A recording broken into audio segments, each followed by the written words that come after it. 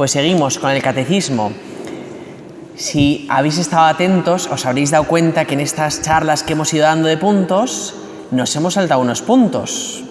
Después de la Virgen María, nos habría tocado hablar de este tema, de los maestros de oración, que lo he dejado para hoy, aposta, porque hoy en principio terminamos el catecismo. Luego ya os explicaré qué vamos a seguir haciendo durante el año en el aula de formación, pero hoy ya terminaremos todo este apartado de la oración según el catecismo. Por lo tanto, maestros de la oración. Entonces, como estamos después de la Virgen, el catecismo que nos empieza diciendo, pues nos habla de los santos. Dice, oye, lo importante que es la intercesión de los santos, el rezarle a los santos, ¿verdad? Que sean importantes en nuestra vida. Y por eso vamos a ir viendo, luego una parte que os voy a hablar después, sobre ese influjo de los santos en nuestra vida de oración actual. Bueno, a lo largo de la historia nos dice el catecismo que ha habido diversas espiritualidades y que en la misma Biblia aparece como hay gente que pide a otros que les enseñen a rezar.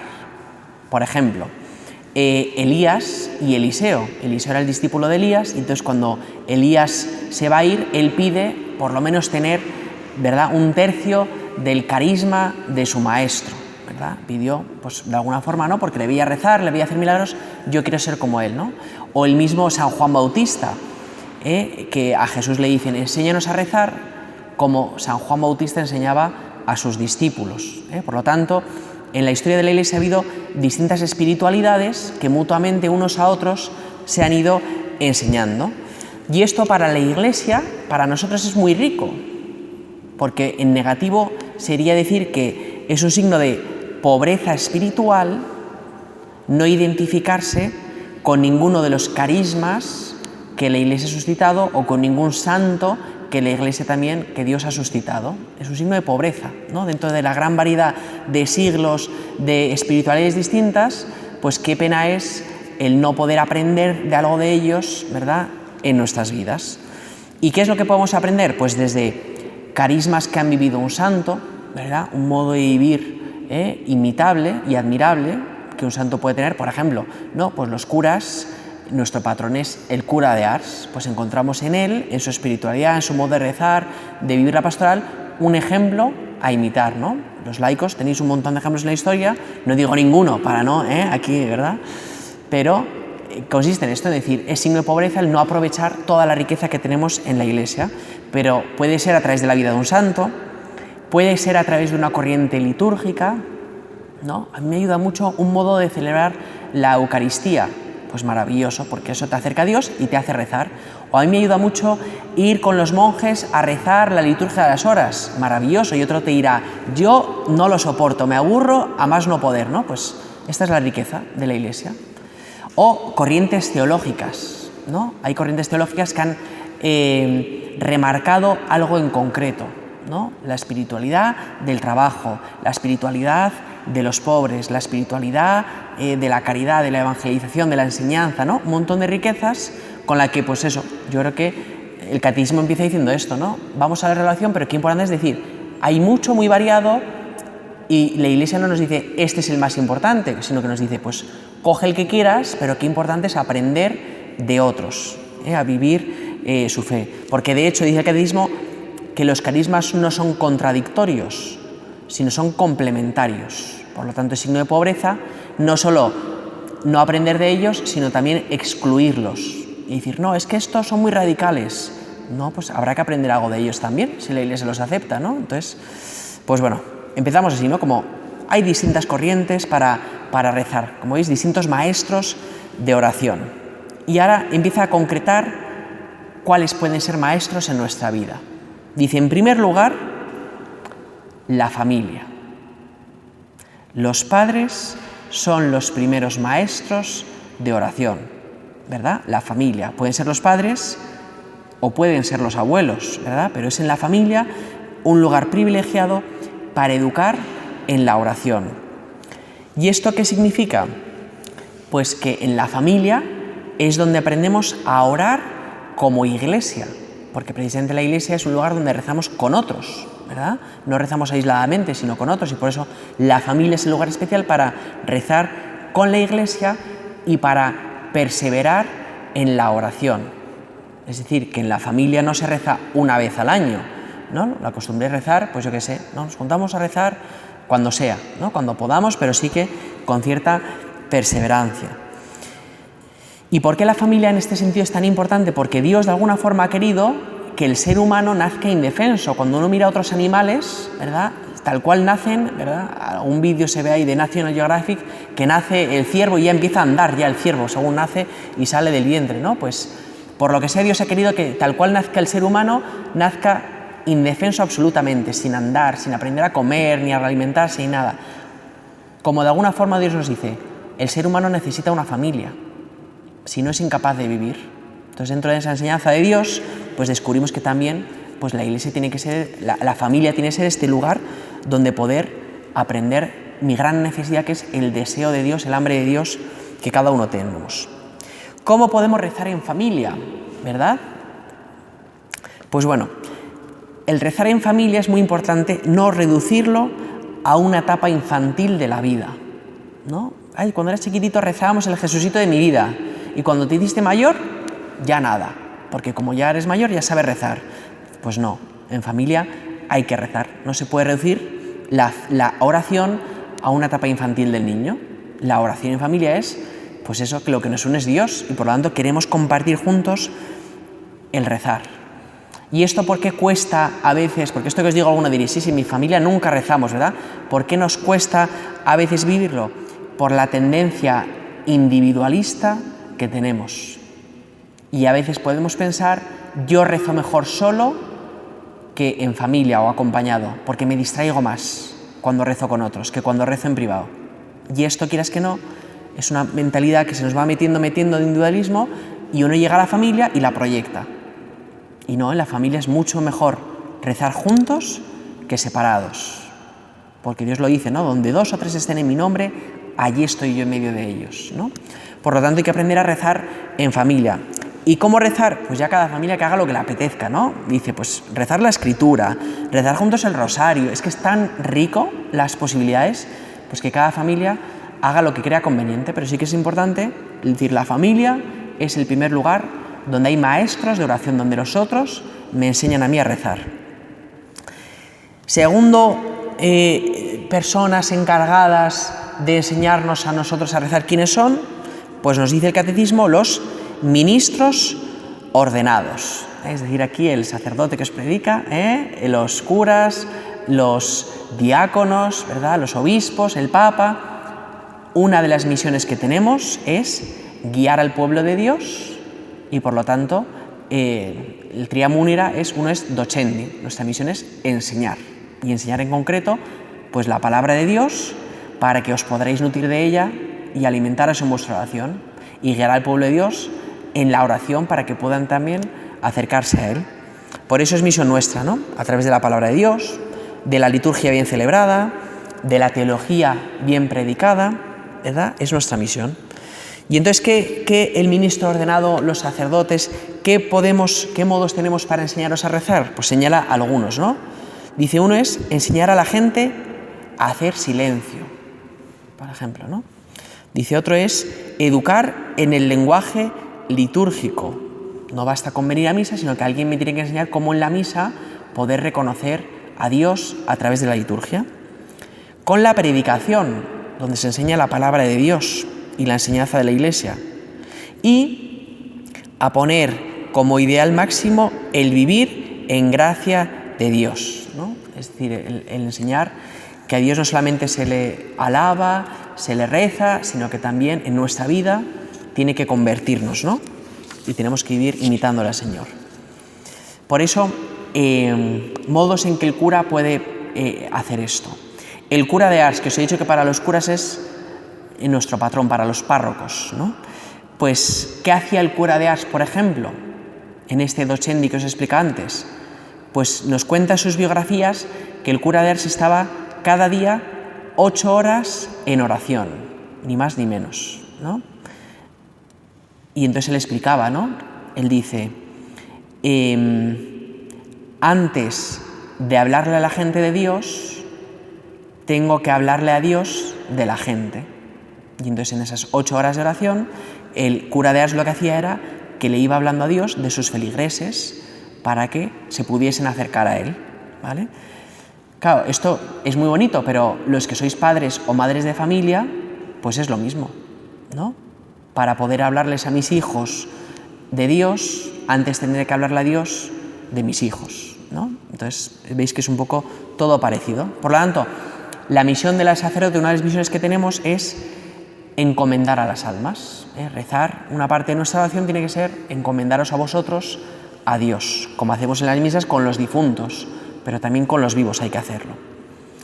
Bueno, ¿quién más tiene la misión de ser maestro de oración? Los religiosos, porque son los testigos de los valores del reino.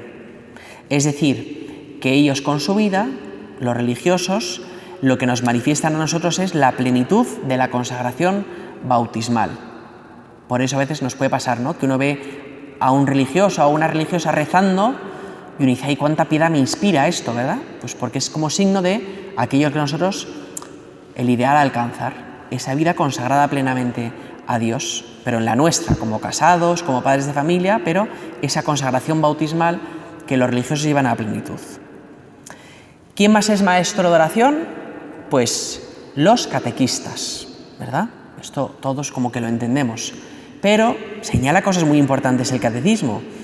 Dice, la misión del catequista no simplemente es transmitir un conocimiento a los niños, ¿no?, niños o adultos, ¿verdad?, porque hay catequistas de todos los tipos.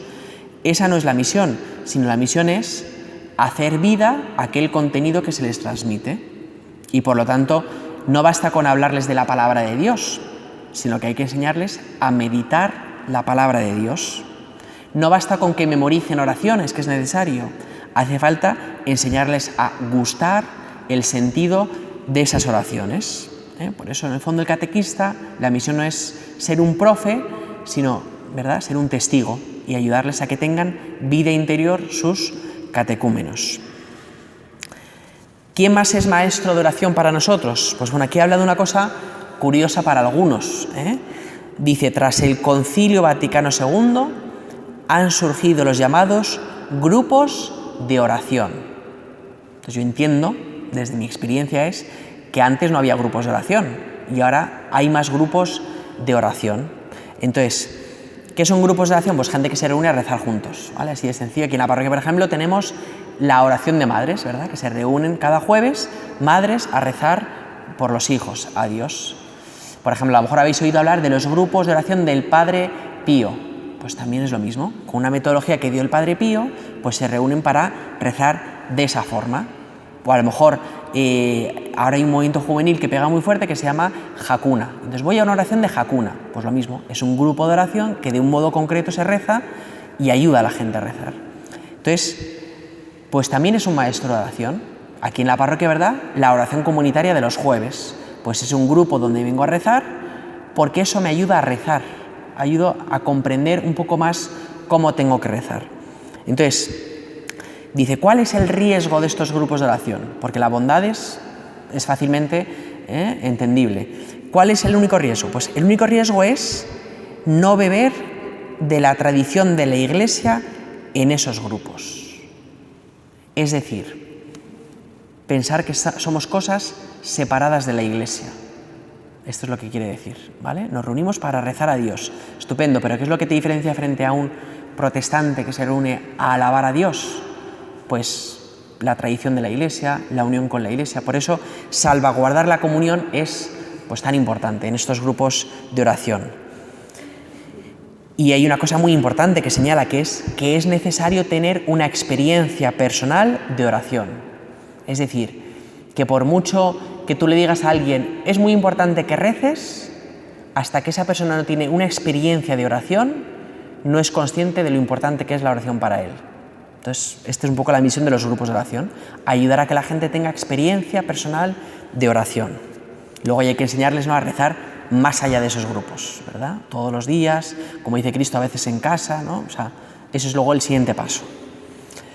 Bueno, ¿qué más nos puede ayudar como maestros de oración? Pues el catecismo señala la dirección espiritual. Dice que es un camino para crecer en la oración porque algunas personas reciben el don de la sabiduría, del consejo y del discernimiento. ¿Vale? Entonces, ¿cómo saber si vuestro párroco tiene el don de la sabiduría, del consejo y del discernimiento? Pues ni idea, ¿verdad? Uno lo oye predicar y dice, oye, yo creo que parece que sí, ¿no? Pues voy a él, ¿no? Pero es que este mismo don lo puede tener, ¿verdad?, tu vecino, tu compañero de tu grupo de la parroquia, ¿vale? Puede ser distribuido en la iglesia muy rica, pero qué importante es acudir a aquel de quien me fío, de quien tiene criterio, de quien me puede ayudar. Y entonces aquí cita a San Juan de la Cruz, que lo leo y luego lo explico porque yo creo que también es muy acertado esto. Dice, el director espiritual, además de ser sabio y discreto, ha de ser experimentado. Si no hay experiencia de lo que es puro y verdadero espíritu, no atinará a encaminar el alma en él. Cuando Dios se lo da, ni aún lo entenderá. Es decir, que por muy sabio que sea el director espiritual al que acudas, si no reza, no te va a enseñar a rezar esa persona, ¿no? Entonces, por lo tanto, experimentado se refiere a esto, ¿no? Alguien que para ti pues sea un modelo de santidad, alguien en quien decir, oye, pues esta persona realmente va a hacerme aspirar a bienes mayores porque él mismo está caminando hacia esos bienes mayores.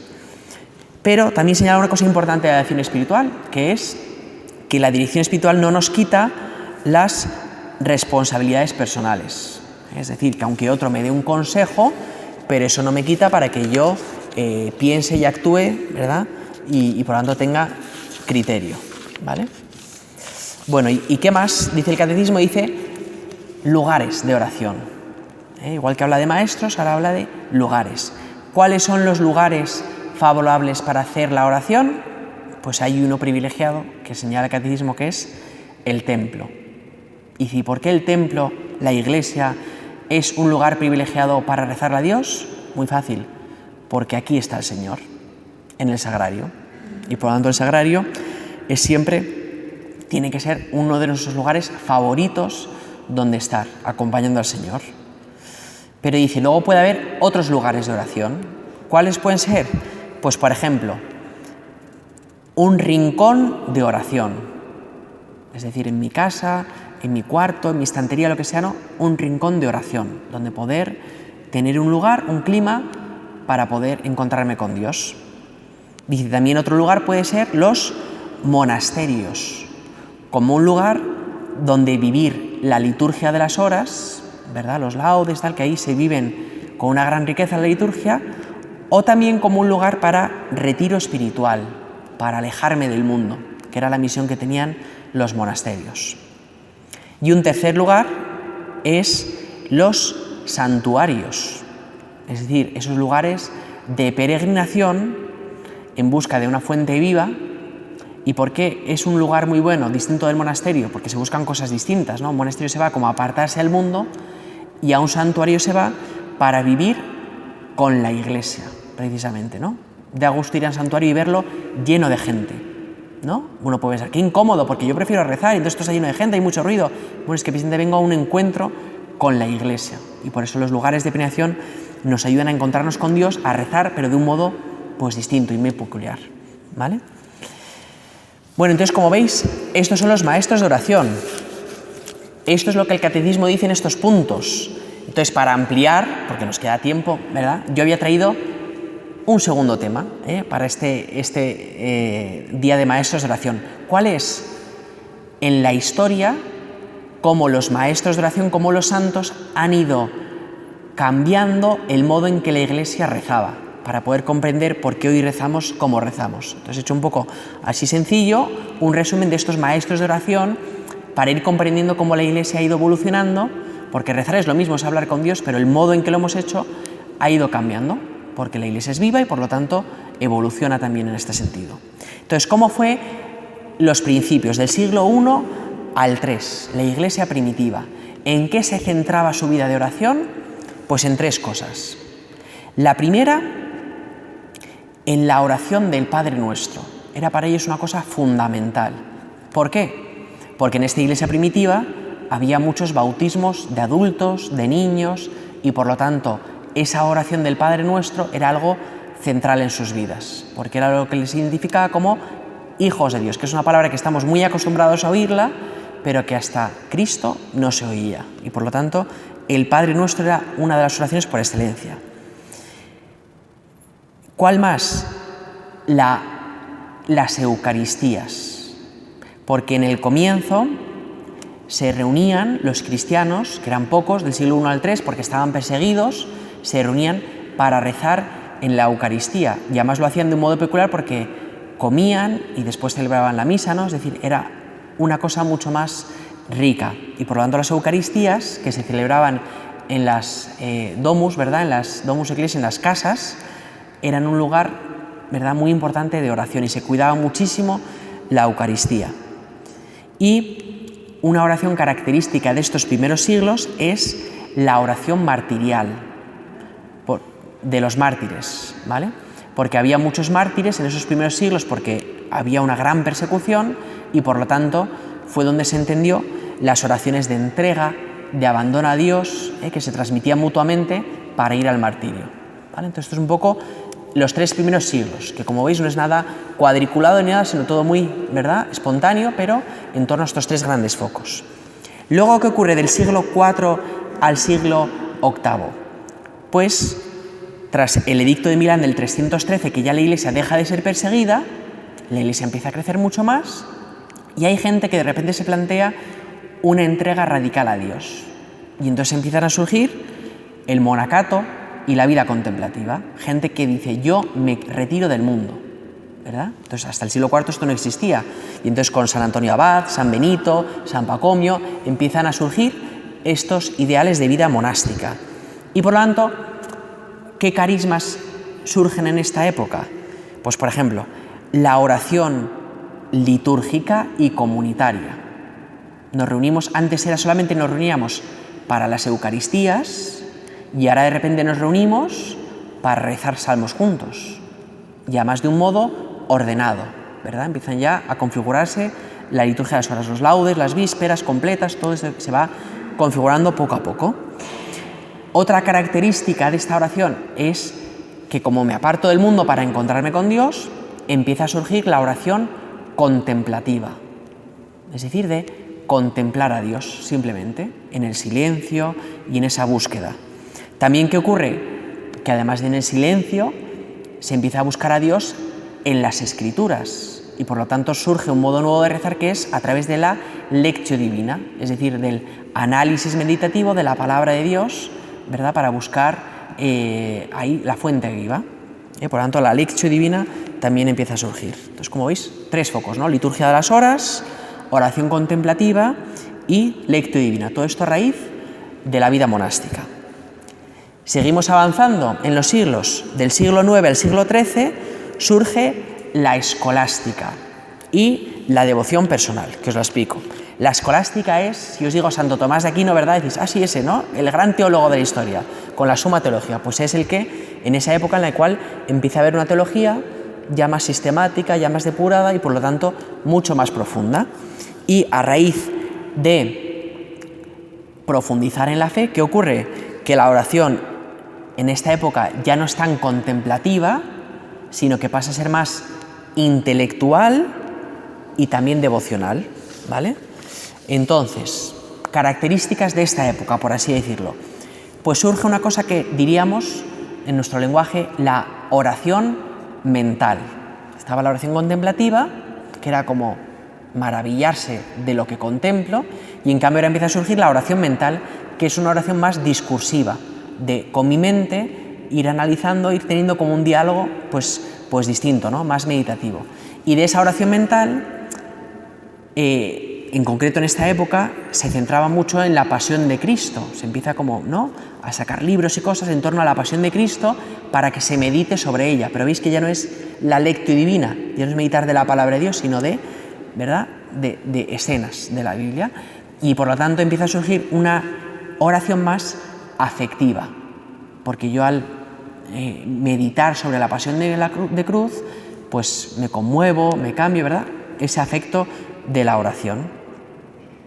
¿Qué más surge? Porque igual que os digo, grandes intelectuales, también hay un pueblo fiel que todavía no sabe leer, no sabe, entonces, pero claro, los predicadores, esto ya son de otro nivel, por así decirlo. Entonces, ¿qué ocurre? Que también se intenta adaptar la fe y la oración a la gente llana. Y entonces empieza a extender la devoción del rosario, que aunque ya existía, pero ahora de repente se empieza a extender mucho más. Y por lo tanto es una época en la cual el rosario como una forma accesible de oración mariana, ¿verdad?, para los laicos. Y un tercer rasgo, primero oración mental, el segundo la devoción del Santo Rosario, y una tercera factor que ocurre es la devoción eucarística. Como se empieza en la teología a profundizar en el misterio de la presencia real de Cristo en la Eucaristía, ¿qué ocurre? Empiezan a surgir devociones en torno a la Eucaristía. Pues empiezan a surgir las adoraciones eucarísticas, entonces se empieza a rezar de esa forma, empiezan a surgir las procesiones del Corpus Christi y se empieza a rezar en la calle con el Santísimo. Entonces, como veis, todo va evolucionando, los intelectuales y el pueblo llano, ¿no? Dos velocidades, pero en la misma dirección.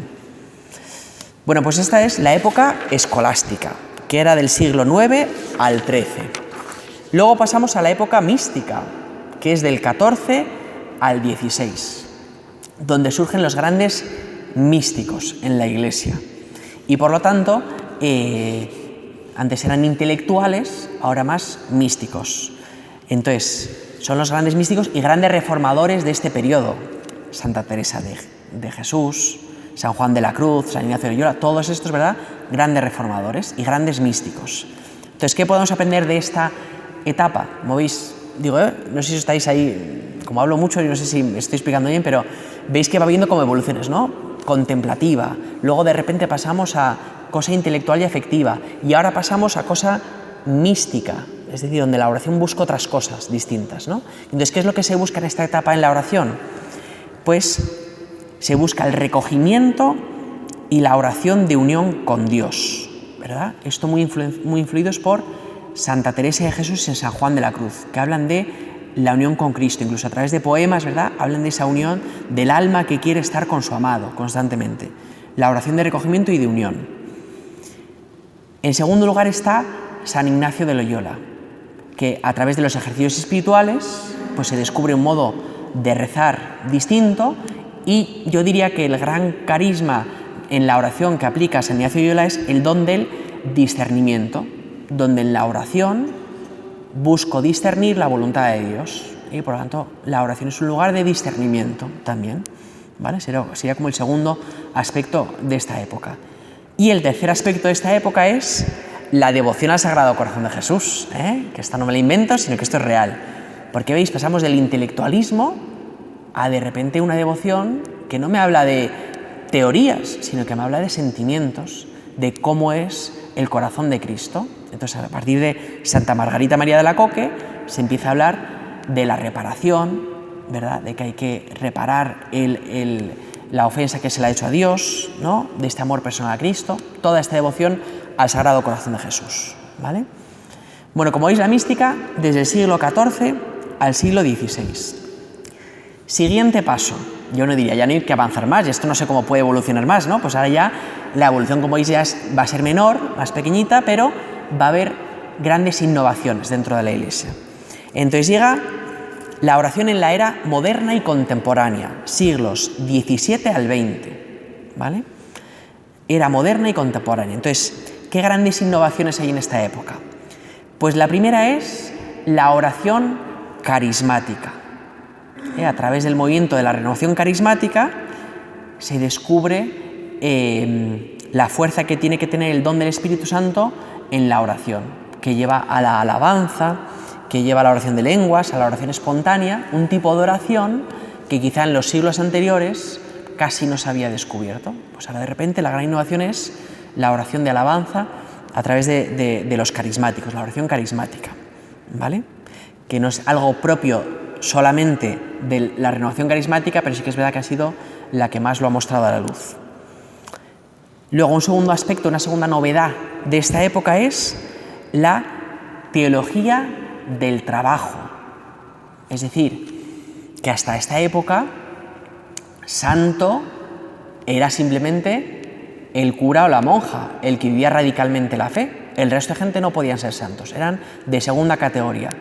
Y de repente empieza a surgir una teología que dice, no, ojo, que se puede ser santo a través del trabajo, el trabajo no es un impedimento para alcanzar la santidad. Y por eso surge toda esa teología del trabajo, que lo que acaba hablando es que la oración es trabajo también, ¿no? Que hay una igualdad entre oración y trabajo, ¿no? Entonces, aquí en España, por ejemplo, así el movimiento más conocido es el del Opus Dei, ¿no? Como San José María explicaba, la santificación del trabajo. En otros países, por ejemplo, Carlos de Foucault en Francia, ¿no? Entonces, pues cada país ha tenido, pero la teología del trabajo que hasta ese momento no se había descubierto. Y la tercera novedad fuerte de este momento es la renovación litúrgica que vino con el Concilio Vaticano II. Yo diría que las tres cosas vienen por el Concilio Vaticano II, pero la más fuerte es la de la renovación litúrgica. ¿En qué sentido? Pues si hablamos de oración, claramente la liturgia es un lugar de oración.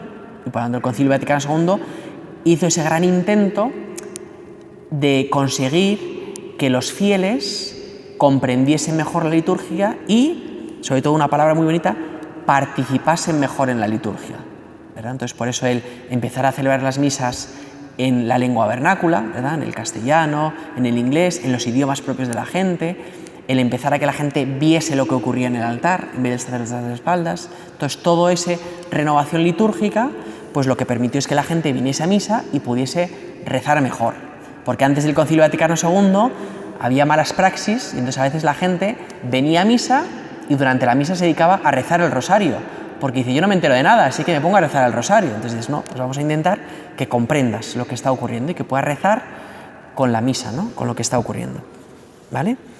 Entonces, renovación litúrgica.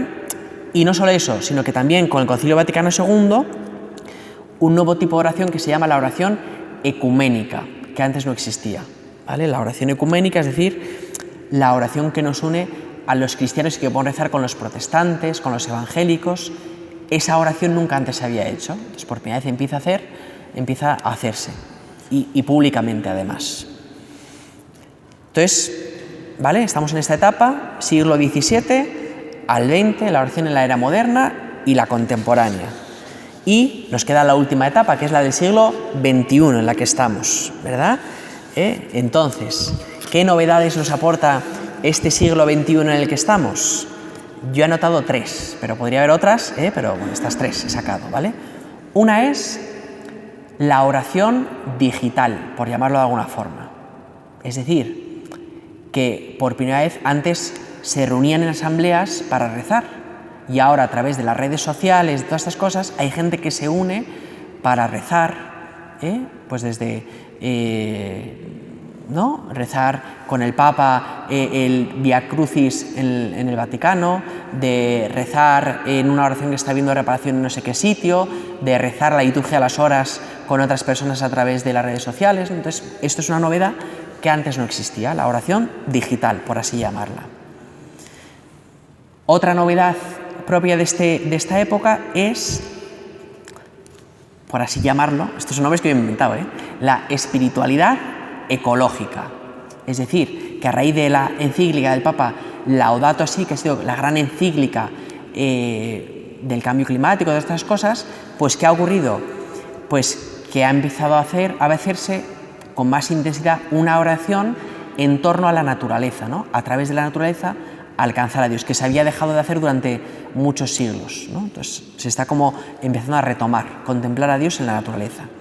Y un tercer aspecto nuevo de esta época es, antes os he hablado de la oración ecuménica entre los cristianos, pues ahora está habiendo la oración interreligiosa, es decir, que las grandes religiones de la humanidad actual se unen juntos para rezar. Y el gran encuentro que lo inauguró San Juan Pablo II y que se repite año tras año es el encuentro en Asís de oración por la paz, donde se juntan los grandes líderes de todas las religiones para tener esta oración interreligiosa, que antes no existía, ¿vale? Entonces, bueno, hasta aquí lo que yo os puedo contar de la historia, así resumidamente, pero yo creo que nos enriquece ver cómo ha sido la evolución y cómo ninguna cosa es contradictoria que en otra, sino que a lo largo de la historia se han ido descubriendo cosas porque la oración no es algo estático, sino es algo que evoluciona. Y en nuestra misma vida personal, seguro que os pasa, ¿no? Cuando era niño rezaba como un niño y ahora que soy adulto, rezo como un adulto. Pues esto no es malo, sino que es lo propio de quien evoluciona, ¿vale?